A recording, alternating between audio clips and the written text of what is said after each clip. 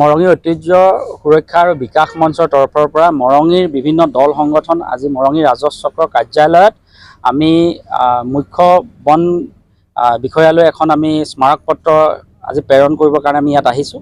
মৰঙীৰ দীৰ্ঘদিনৰ সমস্যা হৈছে হাতী মানুহৰ সংঘাত। এই হাতী মানুহৰ সংঘাতৰ ফলত বহু হাজাৰ বিঘা মাটি কৃষকে খেতি কৰিবৰ কাৰণে এৰিছে।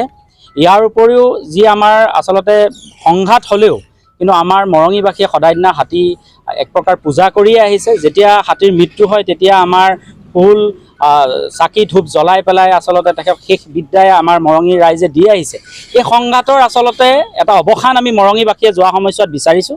কিন্তু বন বিভাগে আচলতে যেনেধৰণে এই সমস্যাসমূহ সমাধানৰ কাৰণে যেনেধৰণৰ তৎপৰতা আচলতে ল'ব লাগিছিলে সেই তৎপৰতা লোৱাৰ ক্ষেত্ৰত আচলতে বিফল হৈছে আৰু মৰঙীৰ ৰাইজে আচলতে ইয়াৰ পৰা পৰিত্ৰাণ পোৱা নাই। আজি হাজাৰ হাজাৰ বিঘা খেতি মাটি আচলতে আজি চন পৰি ৰৈছে।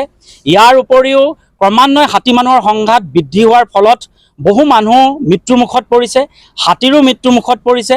ইয়াৰ এটা অৱসান আমি বিচাৰিছোঁ বন বিভাগে যাতে নিজৰ দায়িত্ব যাতে তেওঁলোকে পালন কৰে।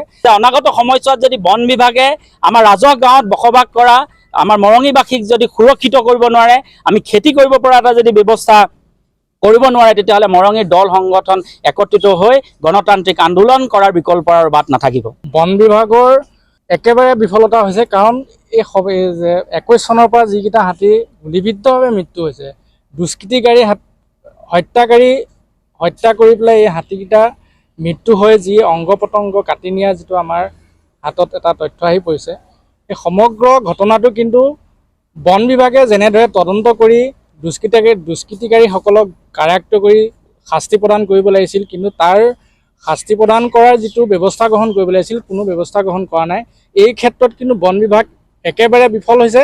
আৰু এটা কথা, মৰঙী মৌজাত হাতী মানুহৰ সংঘাতটো ক্ৰমান্বয়ে বৃদ্ধি হ'বলৈ আৰম্ভ কৰিছে। এই সমগ্ৰ বন বিভাগৰ বিফলতাৰ কাৰণেই মৰঙী মৌজাত হাতী মানুহৰ সংঘাতটো ক্ৰমান্বয়ে বৃদ্ধি পাইছে। আৰু মৰঙী মৌজাত কৃষকে খেতি কৰিব নোৱাৰা অৱস্থা হৈছে, কৃষকৰ বহু বিঘা মাটি চন পৰি থাকিবলগীয়া হৈছে। যিবিলাক ঘটনা সংঘটিত হৈছে তাৰ পৰিপ্ৰেক্ষিতত আমি চক্ৰ বিষয়া কাৰ্যালয়ত আজি স্মাৰকপত্ৰ প্ৰদান কৰিলোঁ আৰু এটা দাবী জনাইছোঁ যে সকলোখিনি